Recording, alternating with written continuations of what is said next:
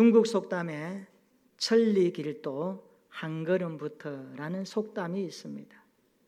이 말은 노자의 도덕경에서 인용했다고 합니다. 어떤 일이든 시작이 중요하며 작은 첫걸음이 큰 결과를 낳는다라는 뜻입니다. 그렇습니다. 오늘 한 걸음 한 걸음이 내일의 큰 걸음이 되고, 오늘 작은 시작이 내일의 큰 성취를 가져오는 동기부여가 되는 것입니다. 사실 이 말씀들은 성경에도 그대로 이미 언급했습니다. 이사야 60장 22절에 보면 이런 말씀이 나옵니다. 우리 한번 읽어볼까요? 시작. 그 작은 자가 천명을 이루겠고 그 약한 자가 강국을 이룰 것이라. 때가 되면 나 여호와가 속히 이루리라. 아멘. 따라서 합시다. 작은 자가 천명을 이루겠고 약한 자가 강국을 이룰 것이라. 네. 오늘 또 우리 하나님은 작은 자, 약한 자 한 사람을 집중하십니다. 그 한 사람을 통하여 당신의 구원을, 당신의 계획을, 당신의 일들을 펼쳐가고 계십니다. 그런데 기억하셔야 합니다. 예수님은 이 땅에 오신 하나님이십니다. 하나님이 친히 오셔서 이 일들을 이루어 가십니다. 예수님이 이 땅에 오셔서 우리가 겪는 모든 일들을 이미 겪어 주셨습니다. 그래서 우리가 당하는 고통과 슬픔의 깊이를 누구보다도 잘 아십니다. 우리를 도와주시려고 팔을 내미시고 계십니다. 여러분, 식구가 많은 가정에 가난이 주는 고통이 얼마나 크다는 것을 아마 우리 6.25 세대들은 아실 것입니다. 지금도 사실 가난한 분들이 많습니다. 조그마한 나사렛 마을에서 보잘것없이 목공소를 경영하면서 많은 식구를 부양해야 하는 예수님의 형편을 한번 생각해 보십시오. 예수님은 형편이 넉넉하지 않았습니다. 손바닥만한 동네에서 목공소를 경영하면서 쥐꼬리만한 수입으로 항상 생계를 유지하기가 힘겨웠을 것입니다. 주님은 가난을 경험하셨습니다. 생계가 막막하여 앞날이 걱정된다면 예수님을 생각해 보십시오. 그러면 위로가 찾아올 것입니다. 예수님은 로마 식민지 하에 살면서 억압의 고통을 아셨습니다. 억압당하고 자유가 없는 사람의 마음을 체험하셨습니다. 예수님은 죄 없이 죄인 취급당하시며 십자가에 죽기까지 하셨습니다. 그러므로 예수님의 심정은 오늘 우리가 이 땅에서 당하는 희노애락 모든 것들을 다 이미 경험하셨고, 그래서 예수님은 오늘 또 손을 내미시고 내가 그거 다 경험했다, 내가 너희 아픔 다 안다 위로하시며 다가오시는 하나님이십니다. 예수님은 실로 인간의 짐을 모두 짊어지시고 직접 체험하신 분입니다. 예수님이 땅에 오셔서 복음서에 보면 사람을 집중하십니다. 한 사람을 귀하게 여기십니다. 예수님은 많은 기적을 베푸셨고 많은 사역을 하셨습니다마는 그러나 가장 먼저 예수님은 한 사람을 찾는 일에 집중하셨습니다. 우리가 잘 아는 대로 12 제자를 찾기 위해서 예수님은 밤이 새도록 기도하셨고, 고기잡이 어부 베드로를 부르셔서 하나님 나라 일을 맡기셨습니다. 세리 마태를 부르셔서 천국 소망을 보여주셨고, 의심 많은 도마에게 구원의 확신의 믿음을 심어주셨습니다.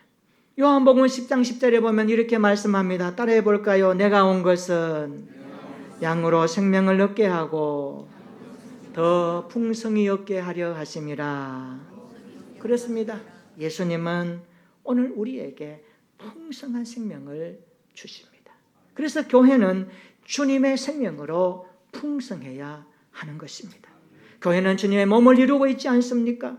세상에서 부름받은 택자의 모임이 교회입니다. 교회는 성령의 전입니다. 그리스도의 몸입니다. 그리고 교회는 사도성을 가지고 있습니다. 교회가 사도성을 가지고 있다는 것은 사도들이 전하는 말씀과 교훈을 이어받아서 사도들이 했던 사역을 계승해야 한다는 메시지를 품고 있습니다. 오늘날 교회는 사도성에 집중해야 됩니다. 그렇습니다.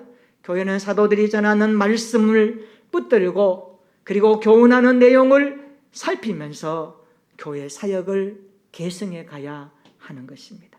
오늘 사도 바울은 골로새 교회에 편지하면서 골로새 교회를 향하여서 당신 자신의 마음에 무엇이 있는지를 피력하고 있습니다. 그것은 한 사람 철학을 말하고 있습니다. 골로새 교회는 바울이 에베소에서 3년간 목회할 때 에바브라 하는 사람들이 회심하고 돌아옵니다. 그리고 훈련받고 다시 돌아가서 골로새 교회를 세워서 함께 일하고 있습니다. 그러니까 에바브라는 바울에게 배운 그대로 골로새 교회에서 목회하는 겁니다. 여러분 골로새서 1장 7절 한번 볼까요? 이렇게 말합니다. 골로새서 1장 7절 같이 한번 읽어볼까요? 시작. 이와 같이 우리와 함께 종된 사랑하는 에바브라에게 너희가 배웠나니 그는 너희를 위한 그리스도의 신실한 일꾼이요. 아멘. 바울은 에바브라를 소개합니다. 에바브라에게 너희가 배웠다. 에바브라가 나에게 배웠고 나는 그리스도에게 배웠다. 그래서 배운 것을 함께 가르치고 전수해가고 계승해가면서 골로새 교회 성도들에게 말합니다. 그는 너희를 위한 그리스도의 신실한 일꾼이라고 소개합니다. 에바브라는 골로새 교회를 세운 바울의 동력자였습니다. 바울은 골로새 교회를 향하여 이렇게 말합니다. 오늘 본문에 이렇게 말하죠. 한번 더 읽어볼까요? 골로새서 1장 28절과 29절입니다. 다 같이 시작. 우리가 그를 전파하여 각 사람을 권하고 모든 지혜로 각 사람을 가르침은 각 사람을 그리스도 안에서 완전한 자로 세우려 함이니 이를 위하여 나도 내 속에서 능력으로 역사하시는 이의 역사를 따라 힘을 다하여 수고하노라. 아멘. 이 말씀을 보면 골로새 교회를 향한 바울의 소박한 꿈을 알 수가 있습니다. 바울의 꿈은 대단한 것이 아니었습니다. 골로새 도시 전체를 복음하겠다는 것이 아닙니다. 몇천 명을 목회하겠다는 것도 아닙니다. 그는 한 사람을 향하여 말하고 있습니다. 바울의 목회는 오직 한 사람에 집중함으로 시작합니다. 오늘 본문 다시 한번 보세요. 여기 보면 각 사람이라는 말이 반복해서 언급됩니다. 각 사람을. 그런데 각 사람 뒤에 나오는 단어를 보세요. 각 사람을 권하고, 각 사람을 가르치고, 각 사람을 완전한 자로 세우려 함이라. 권하고 가르치고 세우는 것. 이게 훈련의 기본 요소입니다. 권하고 가르치고 세워지는 사역이 훈련이거든요. 여러분, 사람은 훈련되지 않으면, 훈련받지 않으면 본성적 욕구대로, 삶의 편리대로, 살아왔던 방식대로, 습관대로 살아가는 것이 사람의 본성입니다. 어떻습니까? 우리가 예수 믿고 구원받고 난 이후에 여러분의 인생의 가치관, 인생관, 세계관, 물질관 이런 것들이 하루아침에 다 완전히 참 멋있게 바꾸어지던가요? 바꾸어지신 분 있으면 저에게 한번 이야기해 주세요. 근데 그 비결을 한번 듣고 싶어요. 아직도 우리는 죄의 습성 아래, 죄의 그늘 아래 살고 있습니다. 이미 구원받았지만 아직도 세상은 죄가 들끓고 있고, 아직도 우리 안에는 죄가 막 올라오고 스프링처럼 올라오고, 아직도 우리는 어떤 이권이나 어떤 자존심이나 어떤 유익 앞에 서면 내 중심으로 판단하고 바라보고 행하는 모습이 얼마나 많습니까? 예수 믿으면 다 된다고요? 아닙니다. 예수 믿으면 다 됩니다. 그러나 예수 믿고 난 이후에 우리의 삶은 끊임없이 주님의 권고함을 받아야 됩니다. 주님의 가르침을 받아야 됩니다. 주님이 우리에게 말씀하시는 내용을 붙들고 세워가는 인생의 훈련을 동참해야 하는 것입니다. 바울은 각 사람을 세우는 것을 본문으로 삼았습니다. 오늘 설교 제목입니다. 왜 한 사람을 품어야 할까요? 왜 한 사람을 품어야 할까요? 첫째로 한 사람이 소중하기 때문입니다. 한 사람이 소중하기 때문에 품어야 하는 것입니다. 교회는 한 사람이 소중합니다. 교회는 각 사람이 그리스도의 몸을 이루는 공동체입니다. 교회는 한 사람이 소중합니다. 우리 옆에 있는 분에게 이렇게 말해 볼까요? 나도 소중하고 당신도 소중합니다. 우리 함께 소중합니다. 이게 교회예요. 나도 소중하고 당신도 소중하고 우리 함께 소중합니다. 이런 교회가 우리 교회 되기를 축원합니다. 그렇습니다. 교회는 한 사람이 소중합니다. 각 사람이 소중합니다. 가족은 소중하지 않습니까? 교회는 영적인 가족입니다. 예수 그리스도의 피값으로 구원받은 영적인 가족이 교회입니다. 그래서 교회는 머리 대신 그리스도를 중심으로 각 지체가 그리스도의 몸을 이루어서 공동체성을 가지고 공동체를 가지고 있습니다. 교회는 공동체입니다. 그래서 교회는 서로 소중하기 때문에 품어야 합니다. 장점도 품고 단점도 품고 나에게 가시 같은 사람도 품어야 합니다. 이게 교회입니다. 약점도 품고 한 사람이 소중하기 때문에 품을 수 있기를 주의 이름으로 축원합니다. 소중하기 때문에 품어야 되는 것입니다. 두 번째로 왜 한 사람을 품어야 할까요? 한 사람이 구원받아야 하기 때문에 품어야 하는 것입니다. 여러분, 구원은 1대1로 받습니다. 구원은 1대1로 받지 않습니다. 대표자가 나와서 주님을 믿으면 고백하면 그 사람이 말하는 뒤에 있는 사람 구원받는 것이 아닙니다.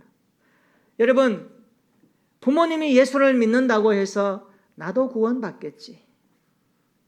형제 자매가 예수를 믿는다고 해서 나도 구원받겠지.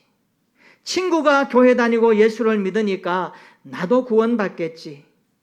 할아버지 때부터 믿음 생활했고 예수를 믿었으니까 나도 당연히 구원받겠지. 아닙니다.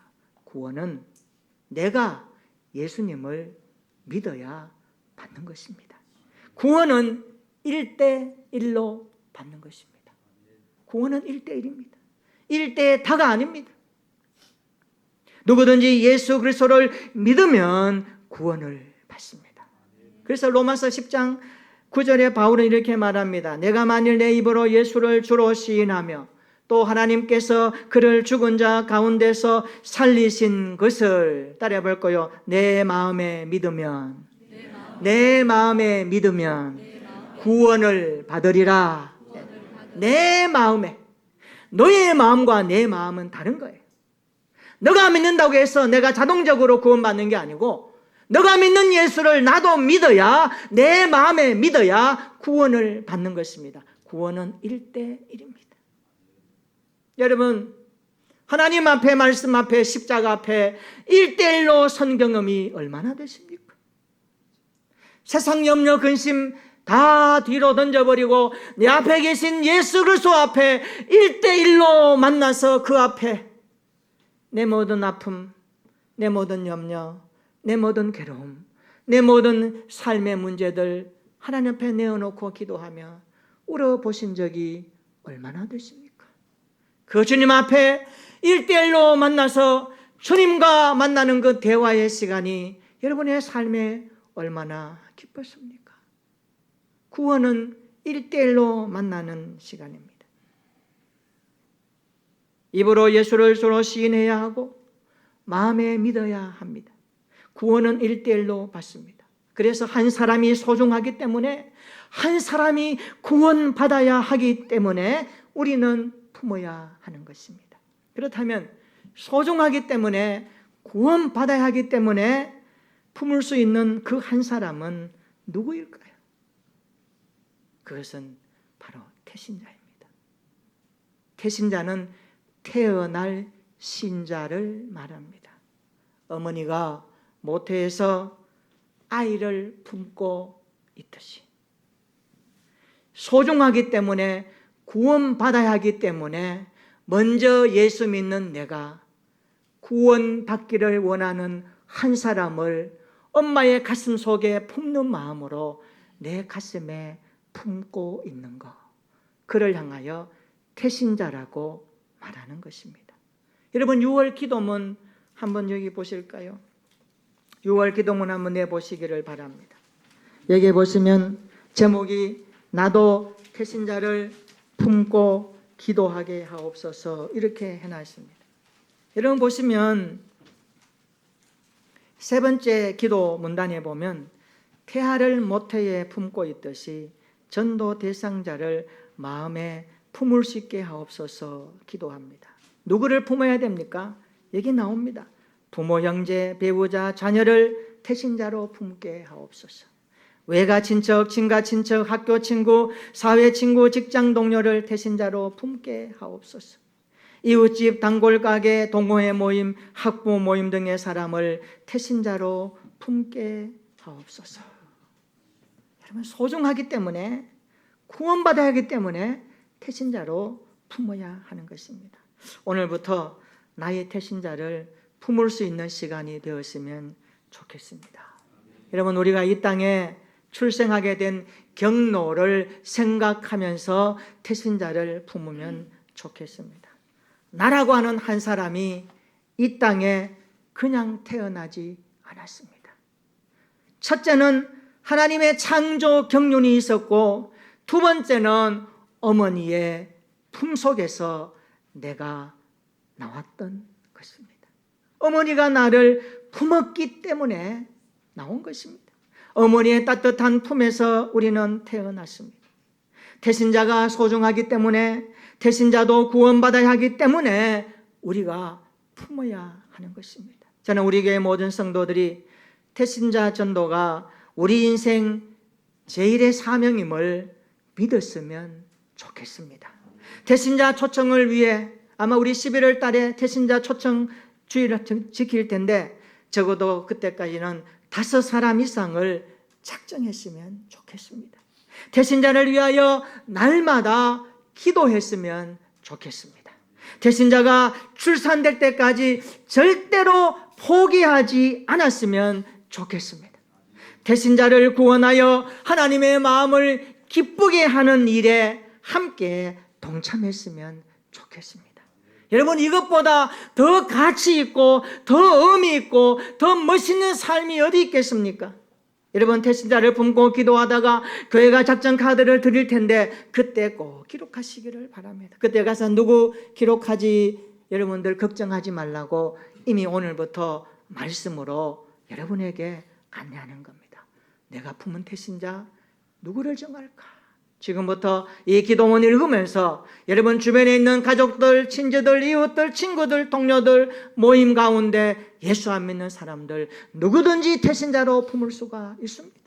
그들은 소중합니다. 그들도 하나님이 지으셨습니다. 나도 하나님의 지음을 받았습니다. 그런데 그들은 아직까지 재창조의 구원을 받지 못했습니다. 나는 받았습니다. 그러면 우리 인생은 결과가 어떻습니까? 한쪽은 암울한 어둠, 우리가 가기 싫은 지옥이고, 한 곳은 찬란하고 영원한 하나님의 영광 그 자체의 천국을 보장받았지 않습니까? 왜 우리는 가고 그들은 못 가야 합니까? 왜 나는 누리고 그들은 고통당해야 합니까? 그들 중에 여러분의 가족이 있고 친구가 있다면 소중하지 않습니까? 여러분, 이 말씀을 가슴 깊이 새기고 이 말씀을 준비하면서 많이 가슴이 아팠습니다. 울었습니다. 주여, 우리 성도들 이 말씀을 어떻게 받았으면 좋겠습니까? 매일 듣는 복음이요 하나님의 말씀이지만 오늘만큼이라도 주의 말씀을 무겁게 받고, 하나님, 나도 태신자를 품고 기도하렵니다. 나의 태신자가 누구인지 관심을 가져보겠습니다. 소중하기 때문에, 구원받아야 하기 때문에, 그들도 우리와 함께 하나님의 백성 되어야 하기 때문에 하나님이 이제 시작하렵니다.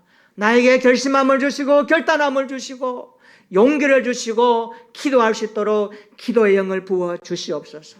우리 함께 나갔으면 좋겠습니다. 여러분, 가나안 농건학교 김영기 장로님이 쓴 책 가운데 이런 이야기가 있습니다. 당시 가나안 농군학교에 양계장을 하고 있었는데 어느 날 연탄 난로에 불이 났습니다. 그것도 한밤중에 불이 나버렸습니다. 얼마나 놀랐는지 급히 뛰어나는 가족들과 교육을 받던 생도들이 목격한 현장은 그야말로 아비규환이었습니다. 모피용 앙고라 토끼를 키우고 있었는데 그 토끼털에 불이 붙으니까 이놈의 토끼가 얼마나 뜨거웠는지 그 새빨간 불을 몸에 지니고 이리저리 다니는 것을 보니까 마치 폭탄 같았다라고 묘사합니다. 닭은 닭대로 꺾여 울면서 날뛰고 불붙은 그 모습으로 돌아다니는 그 모습을 잡아서 끌려고 해도 손을 쓸 수 없었습니다. 생지옥이었다고 말합니다. 아무리 불을 끄려고 해도 애서 도무지 불길을 잡을 수 없었습니다. 더 이상 손을 수 없는 상황이 되자 김영기 장로님이 이렇게 소리칩니다. 여러분, 우리 모두 이 자리에 조용히 앉아서 저 광경을 보면서 교육을 받읍시다. 그 집사람들이 탈진한 상태로 주저앉아서 타고 있는 그 모습을 바라보고 있었습니다. 살기 위해 몸부림치다가 타 죽어가는 닭과 토끼를 보면서 이런 생각이 들었다고 합니다. 인간이 자신의 죄를 회개하지 않고 육신의 욕심만 추구하며 살다가 갑자기 죽음에 직면하면 그 영혼이 유황불에 이글거리는 지옥불에 떨어질 텐데 그 모습이 저 모습이 아니겠는가? 울부짖는 모습이 아니겠는가? 가슴에 툭 들어왔다고 합니다. 그 즉시 가슴이 서늘해지는 것을 느꼈다고 합니다. 불길이 다 사그라들고 함께 교회로 들어갔습니다. 누가 말하기도 않았는데 모두가 앉아서 엎드려서 통곡하기 시작합니다. 눈물 흘리며 기도하기 시작합니다. 얼마나 그 모습 가운데 느꼈던 모습이 하나님 앞에 통회하고 회개하는 모습이었는지요. 이를 계기로 당시 교육생 중에 조직폭력배 두목이 회개하는 일이 일어났습니다. 법대를 나와서 사법고시를 준비하던 임명철이라고 하는 청년은 법관의 꿈을 포기하고 가나안 농군학교에 농군이 되었고 훗날 이 사람이 김영기 장로의 첫째 사위가 되었습니다. 여러분, 내 주변에 지옥불로 달려가고 있는 사람이 누구입니까? 소중하기 때문에 내가 품어야 할 태신자는 누구입니까? 구원받아야 하기 때문에 내가 품어야 할 태신자는 누구입니까? 오늘 본문 다시 보시기를 바랍니다. 오늘 사도 바울은 한 사람이 그리스도 안에서 완전한 자로 세워지기까지 그는 말합니다. 힘을 다하여 수고하겠노라. 힘을 다하여 수고하겠노라. 따라서 합시다. 우리가 힘을 다하면 주님이 도와주십니다. 믿으시기를 축원합니다. 주님의 도우심은 힘을 다하는 사람에게 임하는 것입니다.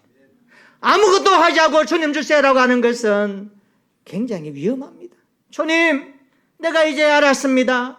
한 영혼이 소중함을 알았습니다. 한 생명이 구원받아야 되는 것을 알았습니다. 내가 구원받았지만 나의 천적 이웃들 구원받지 못하고 지옥 간다면 이것보다 더 슬픈 일이 어디 있겠습니까? 오늘 결심하겠습니다. 그 영혼을 위해서 대신자로 품겠습니다. 주여, 나에게 힘을 주시고 주님 도와주십시오. 이 기도로 시작했으면 좋겠습니다. 성령의 능력을 힘입어 최선을 다하는 우리 교회 성도들이 되었으면 좋겠습니다. 왜 한 사람을 품어야 할까요? 한 사람이 소중하기 때문입니다. 왜 한 사람을 품어야 할까요? 그 한 사람이 구원받아야 하기 때문입니다. 소중한 한 사람을 품고 그 영혼이 구원받기까지 우리도 바울의 심정을 가지고 수고하고 최선을 다하고 기도하며 땀 흘려서 우리 인생에 놀라운 하나님의 일들을 목도하는 올 한 해 되기를 주님의 이름으로 축원합니다. 아멘. 우리 기도하겠습니다. 여러분, 오늘의 한 걸음이 내일의 큰 걸음이 됩니다. 작은 시작이 큰 성취로 이어집니다.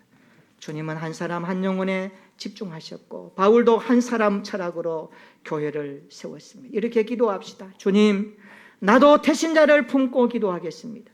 한 사람이 소중하기 때문에, 한 사람이 구원받아야 하기 때문에 태신자로 품겠습니다. 내 주변에 지옥불로 달려가고 있는 사람을 품겠습니다. 부모, 형제, 배우자, 자녀를 태신자로 품겠습니다.